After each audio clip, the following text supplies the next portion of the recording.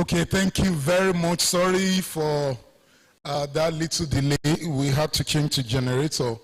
But I still have to recognize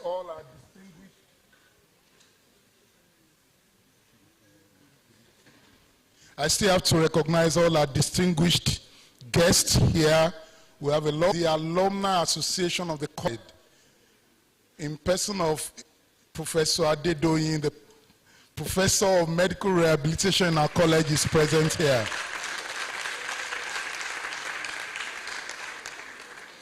His secretary, and when I say the secretary, I'll put worldwide behind it, is no other but our own person, the chairperson of the Alumni Association back home here, Professor Makpai, our very own Professor Makpai.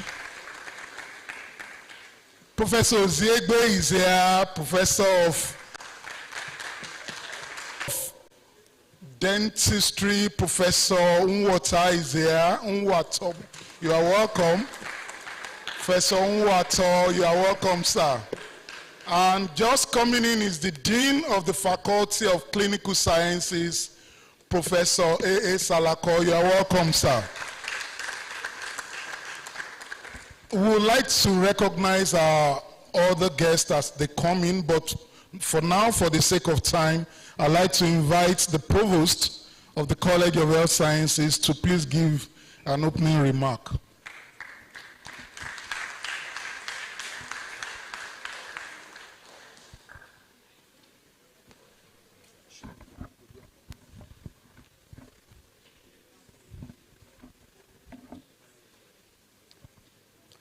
Thank you very much, Anchor and Master of Ceremony, whose real name I just learned again today. I used to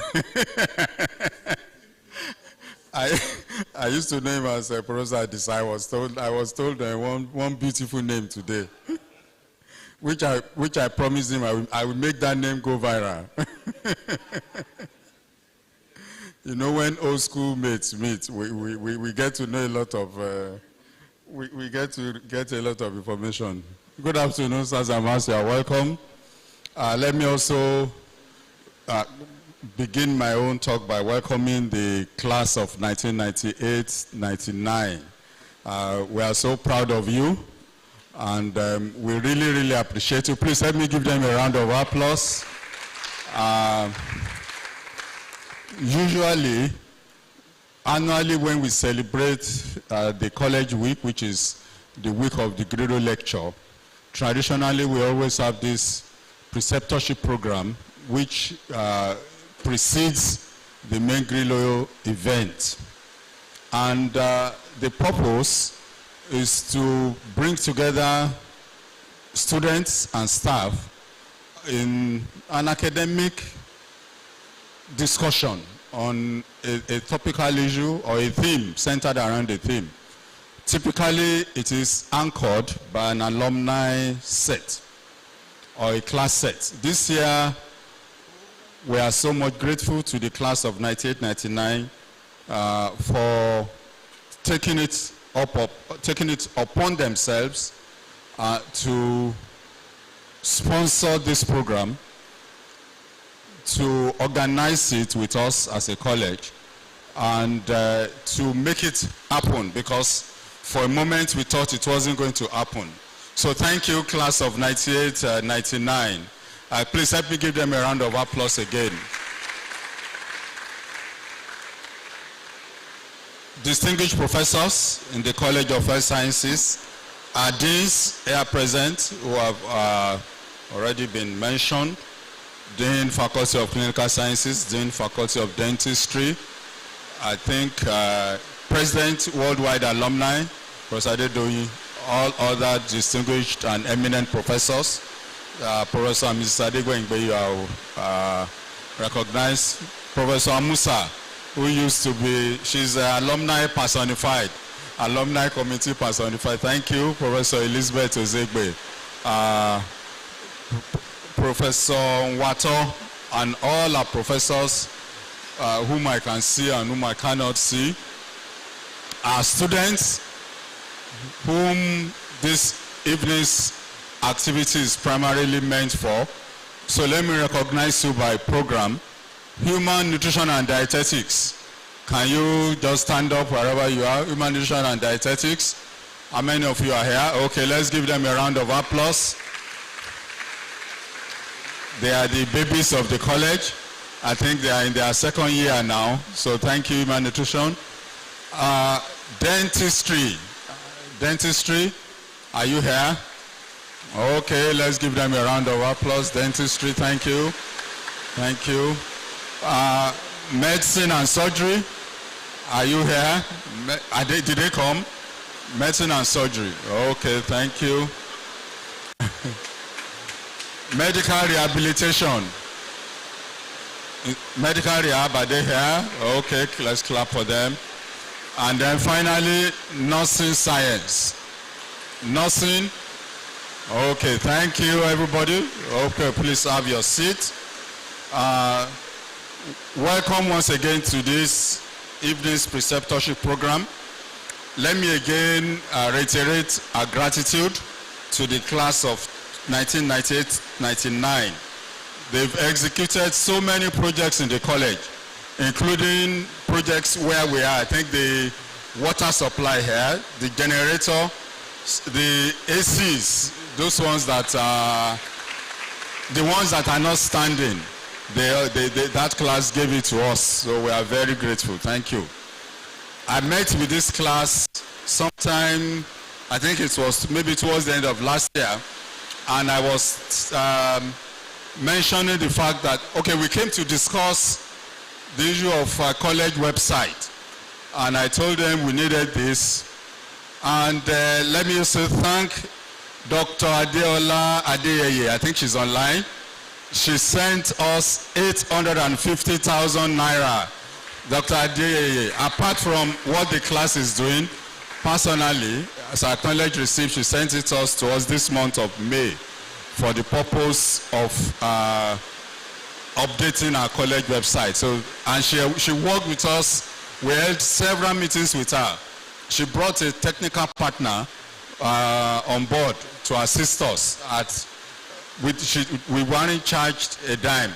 She even gave us money on top of. So thank you, Dr. Adeyeye, for your support.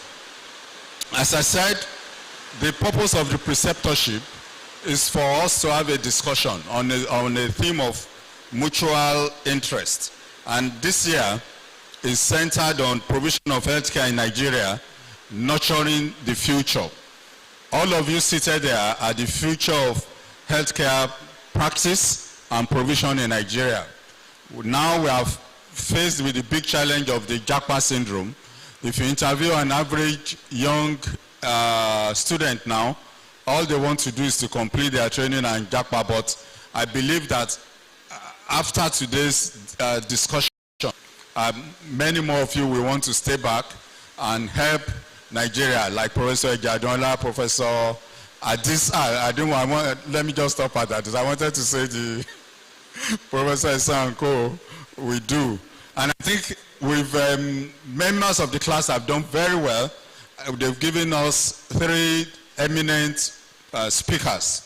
I think the first will be Dr. Ogbala, who is the acting Chief Medical Director at University of Medical Sciences Teaching Hospital in Ondo. She'll be speaking. Dr. Adeola Adeyeye will be speaking.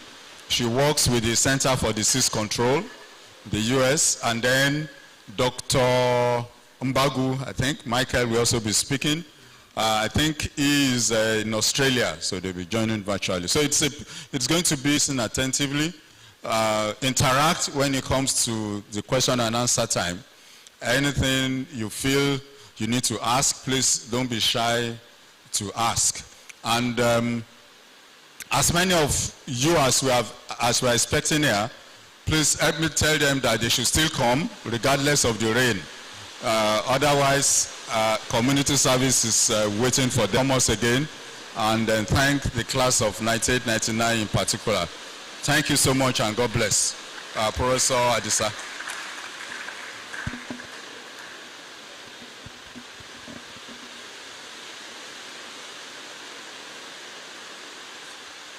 Thank you very much.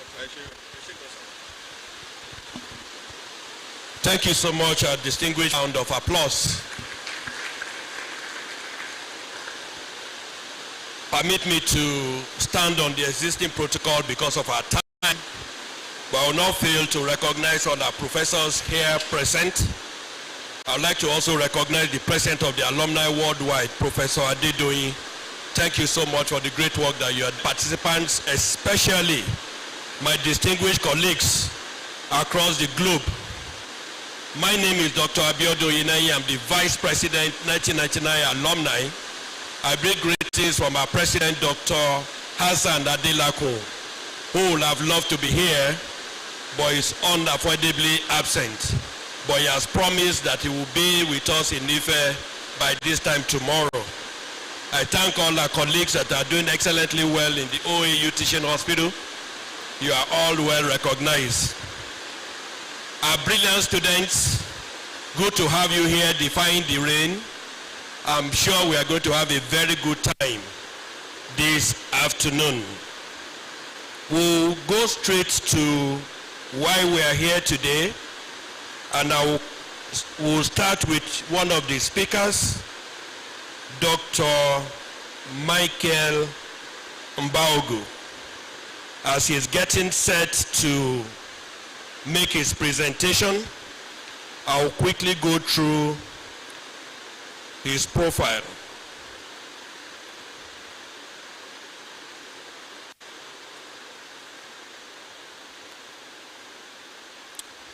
Dr. Michael Mbaogu, I hope he's online.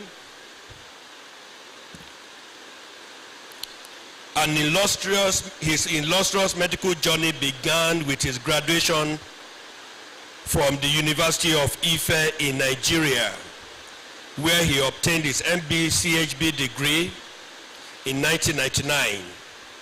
His early dedication at the 68th Army Reference Hospital in Yaba, Lagos from 2000 to 2001, laying a formidable foundation for his future global medical pursuits.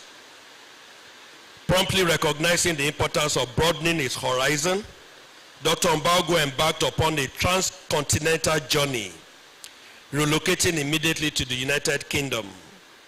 There he successfully completed the rigorous clinical attachment and the prestigious UK PLAB licensing examination 2001-2002, demonstrating his adaptability and unwavering commitment to high standards of patient care. His pursuit of medical mastery culminated in the completion of his residency in family medicine and general practice in 2006, earning him both the certificate of completion of training and the coveted membership of the Royal College of General Practitioners.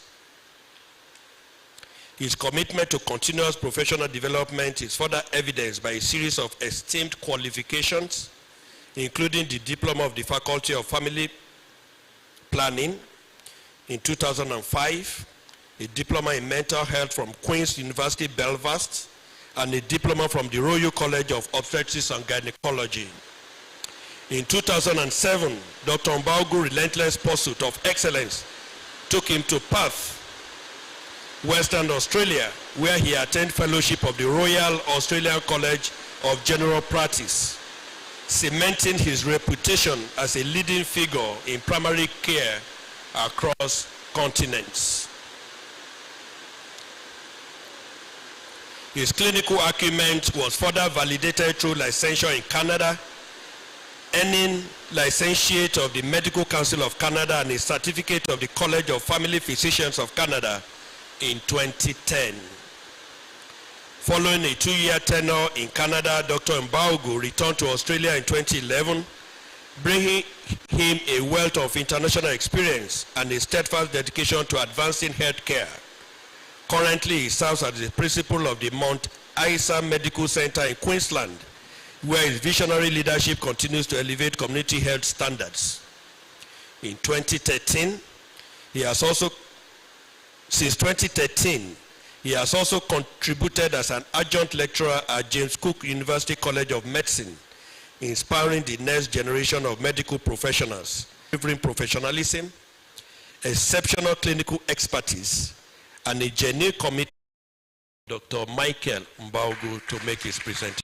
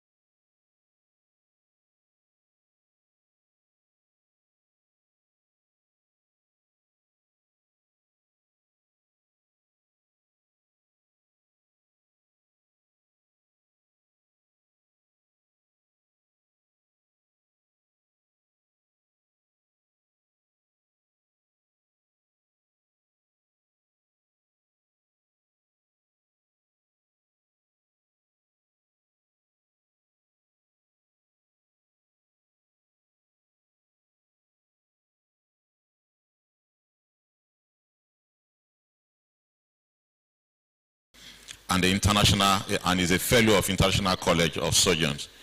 He also served as an examiner at both membership and fellowship levels of the West African College of Surgeons examination. In addition to his clinical and academic engagement, resource consultant and a fellow of the Chartered Institute of Human Resource Management. He's also an associate member of the Chartered Institute of Personnel Management. He holds a certificate in leadership and management in health from the University of Washington in United States of America, and he has a diploma in theology from the Redeemed Christian Bible College. He's a passionate advocate for women's and children's health. Dr. Bala has coordinated numerous local and international training programs and partnerships. These include the inaugural Center of Excellence in Reproductive Health Innovation, a short course certificate at UNIMED.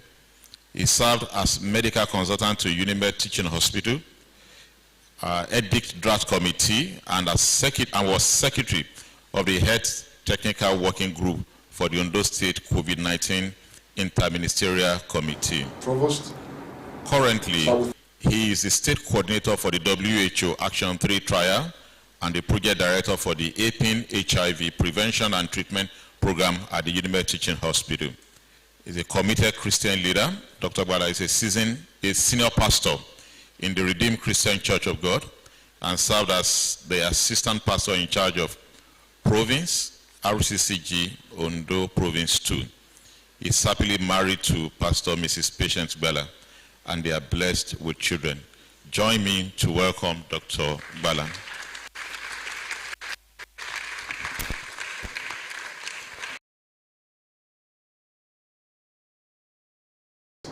About your effort to make the university our dear medical school.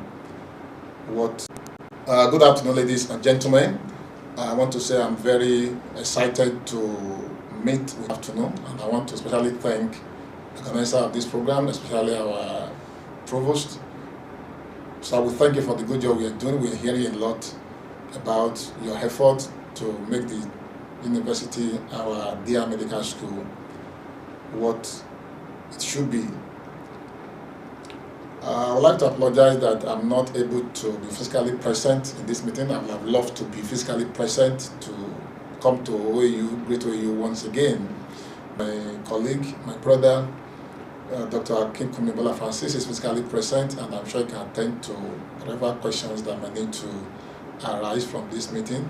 He's been one of us. We were together in the medical school, we were together in the same room, 44 Awolowo Hall, together, and we are working together in my teaching hospital. We serve the same place as senior member of our management.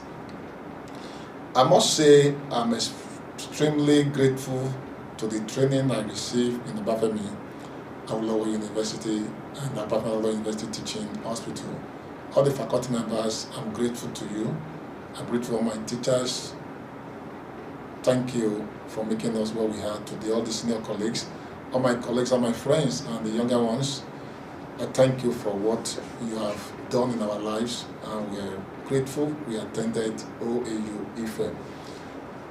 My teaching hospital, University of Medical Science Teaching Hospital Ondo, is equally grateful to OAU for what you are. Presently, in our management, I'm privileged to be the Chief Medical Director from 1999 set.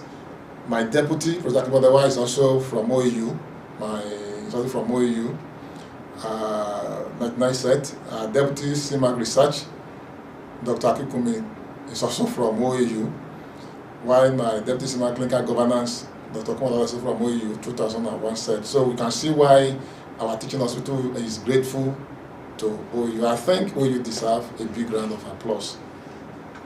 If you look at this picture that we're seeing here, all of us here are graduates of Obafemi Awolowo University. The Lord is helping us to do great work here in Ondo State. From the far right, the man in pink color or wine color, CMAC Research, a pediatrician. He's also 1999. My humble self, the Chief Medical Director. Dr. Abiodun is our Director General for the Ondo State Contributory Health Commission, also a member of my set. And also here we have Professor Akimbodewa, who is a nephrologist, who is the CMAC of our institutions, and we are all of us are 1999 set. So you can see that OAU THC is known for producing leaders. All these guys are leaders, and we are the one moving the health sector, the teaching hospital in those days. So my teaching hospital is quite grateful, and the reason why I'm showing us this picture is to say that if we pass through the same road and God has helped us to be this, all the students who are looking at us today, you can become better. And I also like to bring this to our knowledge. This hostel called Glory Land, where the medical students are living, that all of us lived in this hostel called Glory Land. In fact, we are the pioneer members of the hostel Glory Land. It is something else. As a chief medical director, there's only a week I don't have people resigning. And that's the reality. And this is not peculiar to our institutions. That is the experience all over the nation, such that even residency program now is shrunken. And these resignations is not restricted to medical doctors alone. In fact, nurses are resigning more than the doctors. Nurses are resigning, pharmacists are resigning, medical lab scientists are resigning, therapists are resigning, and all the health workers are resigning, health information managers are resigning. So all the health workers are resigning, health information managers are resigning. So we have serious challenge in terms of our health force. But it's not all about complaints. There are good news, because we're also having more and more training centers that are coming up. One of the challenges also that we have in our health system today is the issue of electricity. I dare say, electricity is one of the biggest challenge, emerging threat to tertiary healthcare in Nigeria. Electricity is extremely expensive.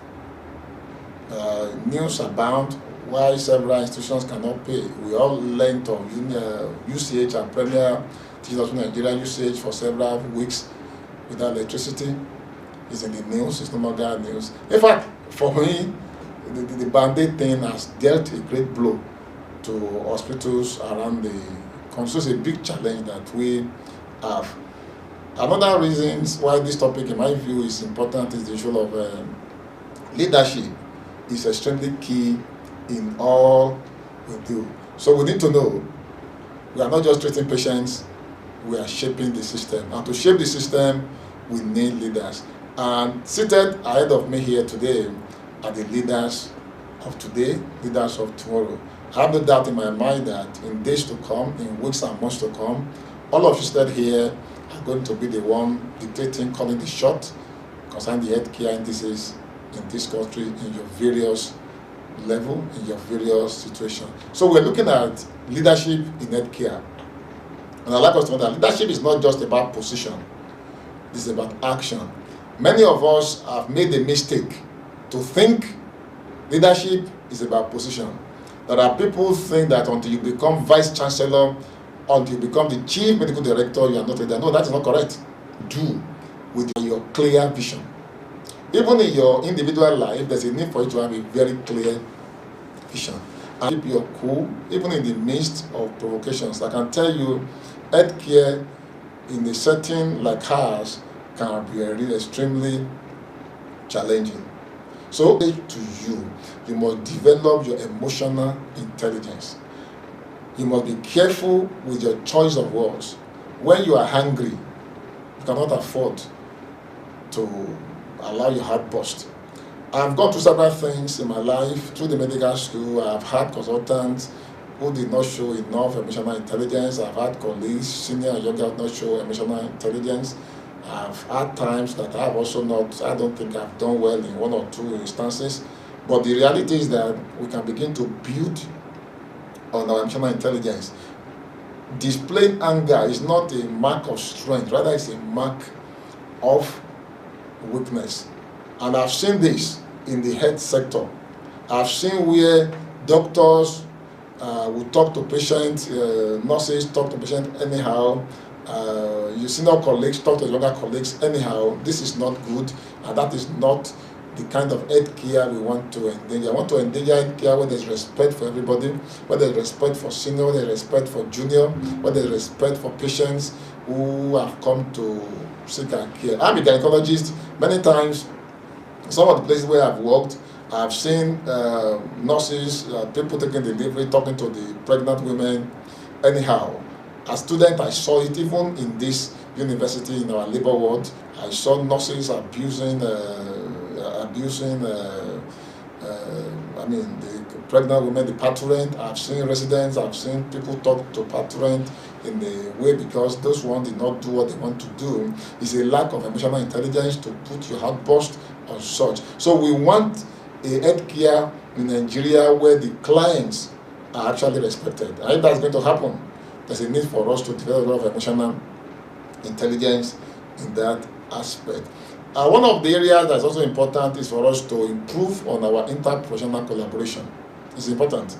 That's one of the challenges I've seen in our medical practice, and it's a big problem. The intercollaboration between the professions are not just good in Nigeria, and I think we can do much better than that. And as you are a student now, I want to challenge you. It's time there is collaboration. You cannot afford to only have friends who are doctors, who are in medicine, friends who are only in pharmacy. Learn to collaborate. It's something that is going to help you, that is going to help our system. Collaboration is extremely important if we're going to change our landscape in Nigeria. It is extremely important. The other thing I've also seen is the issue of ethical decisions. As leaders, you must learn to take decisions without being biased. And if you're not going to be biased, it starts from now. It starts from you being objective in what you do. That do not prefer one over the other. For example, let me challenge you. Maybe you are the hall rep. You need to choose one or two people. Is it only your friend you give opportunities? Do you give opportunity to those who have dissenting views? Those are things you need to be teaching yourself now. It doesn't have to be your friends alone. We must make our health system equitable. One of the things I've seen in leadership is people who want to have their cronies around themselves. They cannot mingle with other people. At this stage, begin to break down negative traits. Somebody may not belong to your faith. Somebody may be a Muslim, may be a Christian, may even be an atheist. It does not really matter when it comes to the issue of professional collaborations. What is important is what that person has upstairs, what is able to deliver. So we must be ethical enough to put the life of the patient really ahead of what you are doing. And at this level of your learning, one of the ethical things that would demand from you later in life is your uprightness. You might have made a mistake, be ready to own up.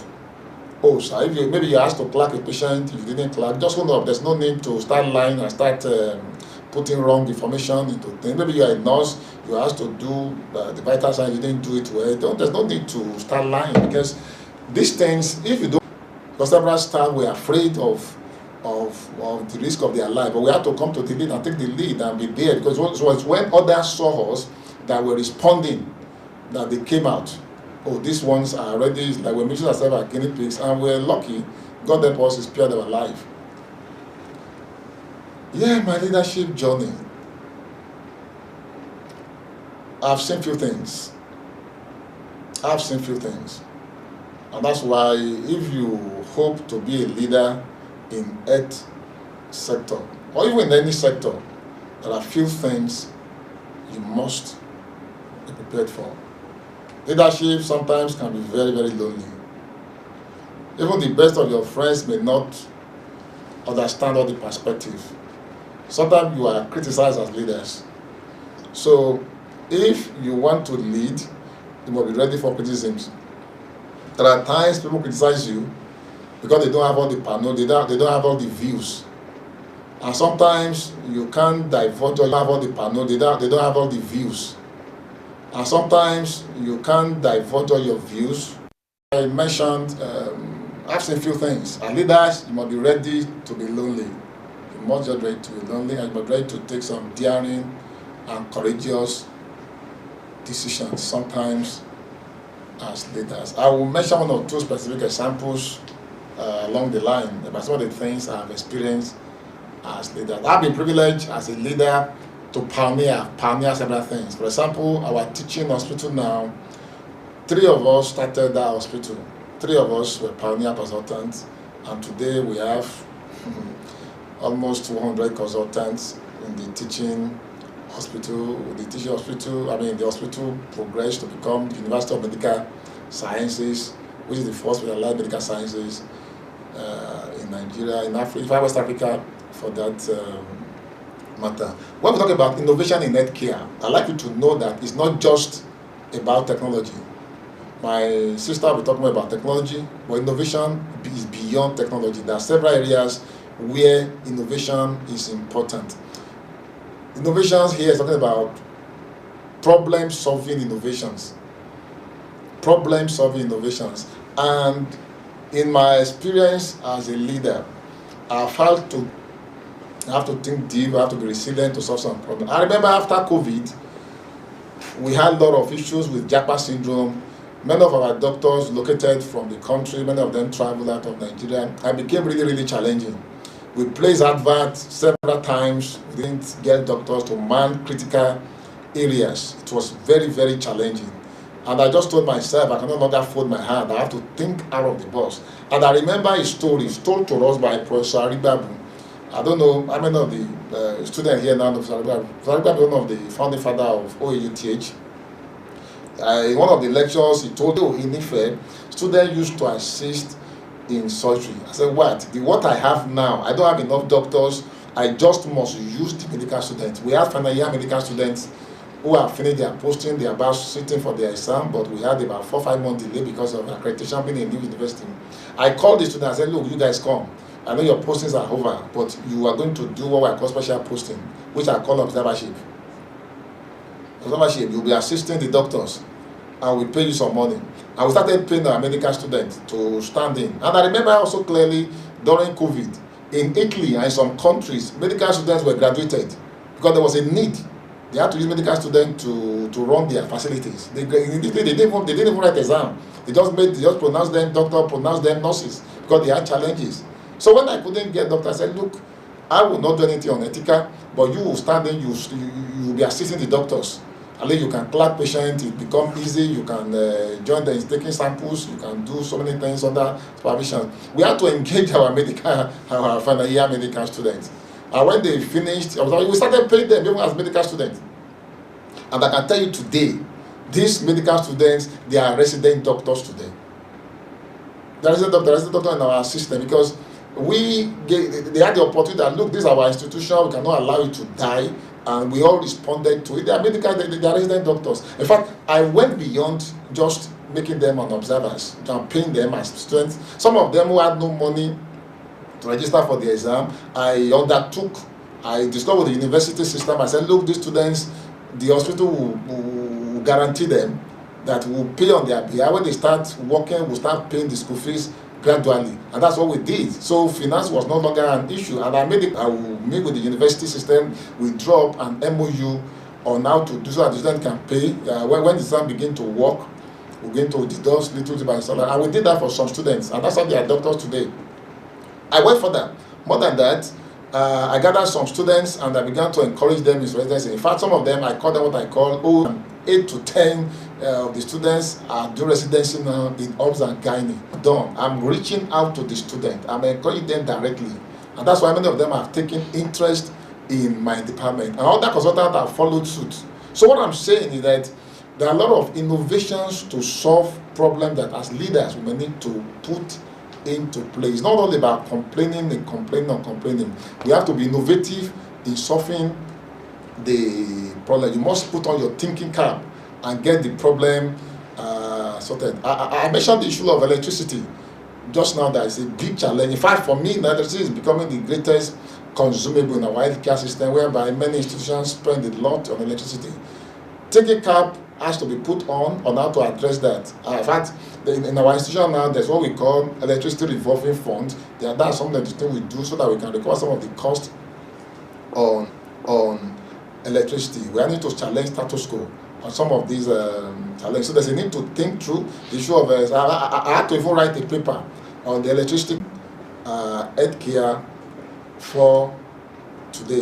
Essentially, in your electronic medical record, that can reduce the waiting time of the patient, that can even improve the resources of the hospital, that can also help you in the booking arrangement for the patient, so that patient can pre-book ahead of time, consultation, telemedicine, all these areas, the area we must innovate in our mind. And with the development of AI now, artificial intelligence, a lot can be done in that respect. But my sister will talk more on that, I hope so.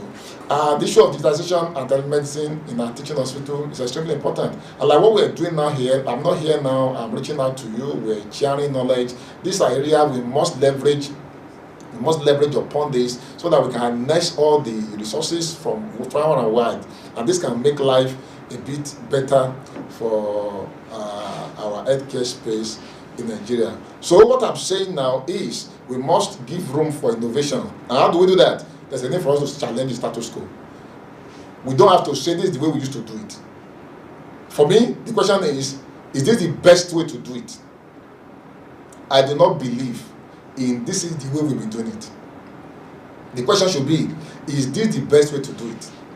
Are there better options? Those are the questions. We must always be thinking, can we change the goalpost to become better? But please, we must note here, it's not just about changing. It has to be a positive change, because there are several changes that are changed to the left, to the right. I'm talking of better way of doing things. So, and that can only happen when we begin to ask the right questions. So I'm challenging you as students, let your mind be inquisitive to begin to ask the right questions. Can this thing be better than what it is? Is there a better way to do these things? Secondly, we must give room for strong multidisciplinary collaborations. Please, and I want to raise this as emphasis, this issue of nurse to nurse, doctor to doctor, pharmacist to pharmacist is not going to help us. Lab laboratory, this is fighting, interprofessional rivalry is quite useless. It's not going to help us. We don't need it. There's a need for us to have mutual respect for one another. This work can help our practice. Nobody can do this profession alone. Medical issue is a collaborative thing. Nobody should see himself as superior to others. No, we are all important. Patients are the king. Patients are the one to be given the right of place. When professionals fight, patients that suffer for it. We need one another. We are complementary. Nobody should lord over the other persons. And that is what the new thinking should be. There's a need for multidisciplinary collaboration. This is extremely important. Oh, there must be room for great ideas. You must be willing to pioneer. You must be willing to pilot. You must be willing to do something others have not done before. And for me, I've been privileged to pioneer several things. Sometimes people will not see it, but I see vision in it. I believe in it. It takes years, but many things we have seen before that we pursued have really happened. So the next generation, please, I'm challenging you. We must continue to engage in research and quality improvement. Things must just get better. We must tell ourselves there's a better way to do these things. And research is one instrument that is extremely important. You must give yourself to lifelong learning. There's no end to learning. We just have to keep learning. It's important. You can learn from anybody. Make sure you develop yourself. There's no end to learning. There's a need for us to seek mentorship. There are people who have gone ahead of you. They are better. They have seen few things. Learn from them. Follow their footsteps. Ask questions. So how can I become this? How can I become this? At the end of this, I'm going to leave my contact. If you have questions, I'll be willing. Personal questions, corporate questions, I'll be willing, because there's a need for us to mentor the younger ones. And when you are being mentored, please, there's a need for you to take what your mentors tell you very seriously. These are guys who have seen things ahead of you, and your journey in life can be shorter and faster if you have a mentor. Somebody said, if you have a father, you are going to go very far, and that is the reality. So mentorship is important. Even at your level, you can also mentor somebody, because there's somebody who is in a lower class than you.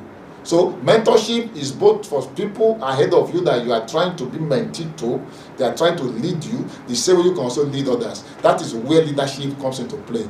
Somebody is holding your hand while you are holding somebody's hand. So leadership is bifocal, and that's why I said it's not until you get to the topmost position that you actually become a leader. It's a sense of responsibility, a sense of duty that you need to have, and there's a need to be very professional in what you do. Please be professional. Don't cut corners. And that's why now that you are in the medical school, learn to understand what you are being taught. Team-based care, unity in diversity. I'm saying this over and over again. Collaborations are important. Don't respect others. Don't usurp anybody's authority. Be proud of your professions. Don't pretend to be who you are not. Let there be love. Let there be respect. Let there be mutual respect in our profession. And this is something that is important, that will be useful to the patient. There's no need to impersonate others. I've seen people make attempt to impersonate others, and that should not be. That should not be. Sometimes I see some people, they dangle stethoscope in their vehicle, and I wonder why they are dangling stethoscope in their vehicle. For what purpose? Fantastic that somebody is a life scientist. I should be proud that you're a life scientist. Don't take on an idea that is not, and something that is not your own. You have enough in your hand. Be proud of what you are, because you are already respected. There's no need to fight. Your role cannot be compromised. Your role cannot be defeated. So those are the reality. So every profession all of us should realize that we are important. Nobody is a lord over the other. Nobody should attempt to stamp over the other. And I think this is one area maybe our medical colleagues have to be a bit because sometimes people think they can push everybody around. No, doctors, please, we need to hear this. And I'm being serious, we need to hear this. We should not think we can push people around. No. All of us must learn to respect one another. Respect is reciprocal, and that is the reality. And I've seen this in my life. I don't have problem relating with all the cadres, all the medical people in the medical professions, either as life scientists, either as pharmacists, either as nurses. We are friends, and we still like that. So we don't have that challenge because I give respect to you, and I get respect back. Even extremely, extremely supportive. All the cadres, nurses, pharmacists, lab scientists, health information managers, they are friends. We all relate as brothers because we give ourselves mutual respect and we discuss mutually, and we're professional in what we're doing. Everybody have a sense of belonging. And please, this is what I want to see in our next generation. There's no need to fight one another. We must respect ourselves. We must respect ourselves and know that when we collaborate very well, the patients are the one that really enjoys it. So this is important, and I want us to put this in mind. I want us to know that your role is your power. You are not just the future, you are the present. And change begins with you. I dare you to lead, innovate, and inspire others. The future of healthcare is shaped by your minds and your hearts. Lead where you are, innovate with what you have, inspire those around you. Instead of complaining, take action. And a lot depends on you, my great students. We have passed through the same institutions. We have enjoyed, we had our pains. I remember years back when we came to this glory land, when we were going to classes, there's no vehicle on the road. Sometimes rain will beat you and get to the ward. You are not allowed to enter the class because you are dripping with water. But today, when we look back, we have every reason. And one more point I want to give to you. As leaders, you must make up your mind that people don't have to suffer what you suffered. While on this campus, we spent almost 8 or 9 years because of strike. I made up my mind that no student will suffer that kind of delay in our place. And I remember in our Senate, in our new university, I made a move with the Senate that we must graduate the students. No, there must be. I encourage my fellow lecturers to make sure the university is not shut down. And that's why University of Medical Sciences was able to graduate doctors at record time. Because we said what we suffered, these coming students should not suffer the same thing. So ladies and gentlemen, leadership is about action, leadership is about sacrifice, and we need leadership, and it starts at this level. I want to say our healthcare, do what you should do, and we're counting on all of you who are here in this hall, seated. Great nurses, great students. Thank you for this privilege. Thanks for listening. God bless you. Bye-bye.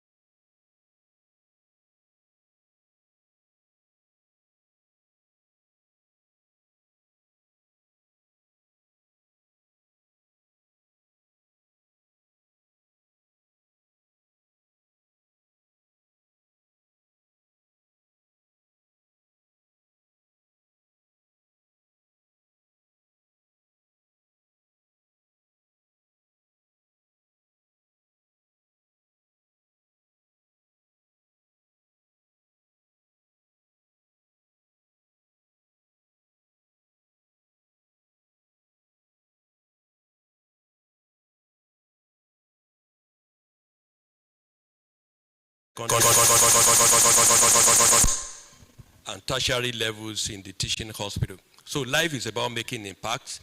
We do not all have to leave the country. The opportunities are here, opportunity to make impact. I was opportune to be with the #1 citizen of my state till around 11 p.m. yesterday, discussing how we can shape in the landscape in the health sector. Because, see, people need to be, provided with valuable information that is data-driven, evidence-based policy implementation, so that we can make impact. Not all of us will be in the academia. Not all of us will be in the... there's something we talk about, the gap between the policymakers and also those in the academia. We need to bridge that gap. Every December 12th, we are opportune to be in Nassau Rock to have conversation with the president. So can you imagine many years while in medical school, it was just like a wild dream that one day we can dream to sit with policymakers to shaping the landscape of our country. I would like to take permission from the provost, because I need to travel to Lagos now to have a meeting or forum of CEOs. We are just 37 in the whole country to discuss on how we can make impact in terms of health financing for the country. So please, you permit me to be able to proceed on my journey. As the vice president of the Alumni 1999 set, I'd like to say on behalf of the whole set and also my president, Dr. Hassan Adelakun, our commitment to the institution. We will try all we can by the special grace of God to contribute significantly to the progress of the school. We believe definitely that whatever we can do, we'll be able to put measures together to see that medical students go through their training without going through the kind of hardship that we went through many years ago. And I was thank the provost and the leadership and also the alumni president worldwide for their efforts, individuals making contributions, groups coming together. And I hope you make up your mind that when you get there, either here or outside the country, you remember this institution and you also be able to drop your millionaire's mite, because we are no widows. Thank you so much and God bless you. Let me call Professor Ijadola to introduce, gender, we must be balanced. So she will be able to introduce the next speaker, who happens to be a female. You know what a man can do? Ladies, they do it better. He will be able to introduce the next speaker. Thank you so much and God bless you.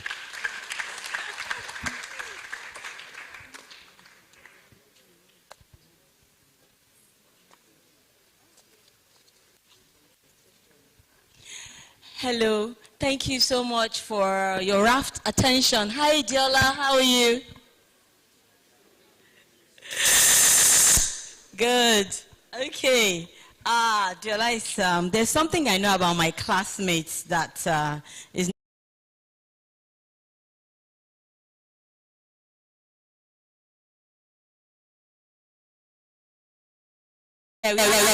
We had 3 mics in class. Pastor Mike, the Wanderer, the Australian, and then, we also have Michael Isidenu. He's also in Australia. So I did good, right? We were a close-knit set. And then this road was not tarred when we moved to Gloryland as guinea pigs. I gave my room out to someone and then they enjoyed it. It was like a sweet. So anyway, but we had the best of times. Guess what? There were no mobile phones. So we talked to each other. We knew each other. We were close. So without wasting time, there's something about Diola you don't know. An entrepreneur. If you need something, she's your go-to person. Tell her, please get me this shirt with these stripes, with this collar, with it. I got you. Yeah. Okay, let me not say more than that. And she's still doing so. She has a unique selling point, and that is that she's a problem solver. And she's my friend too. And so, let me start. Dr. Adeola Adeyeye. I think you should remain seated as I read your citation. Okay, so Adeola Adeyeye brings decades of expertise in public health with strong focus on HIV/AIDS and public health leadership. She joined the U.S. Center for Disease Control Nigeria office in June 2022 as the Associate Director for Science, where she manages the scientific portfolio of the Center for Disease Control Nigeria office. In addition to this, she is a principal investigator on PEPFAR Cab Lab in Nigeria study and co-investigator at the ART Impact Survey. Prior to this role, Dr. Adeyeye spent 15 years at the U.S. National Institute of Health, serving as a chief medical officer and later as a branch chief at the Division of AIDS within the National Institute of Allergy and Infectious Diseases. During her time there, she spearheaded research efforts leading to the approval of long-acting cabotegravir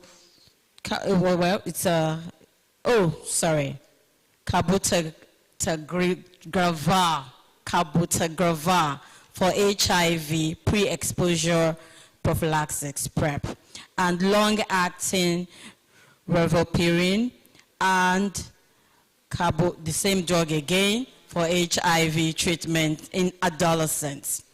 She also led the development of the DAID, Adverse Event Reporting System, a global tool for monitoring and conducting pharmacovigilance on study participants.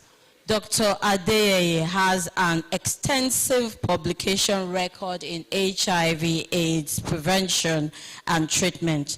She earned her medical degree from Obafemi Awolowo University, Ile-Ife, Nigeria, completed her internship in Lagos University Teaching Hospitals, and served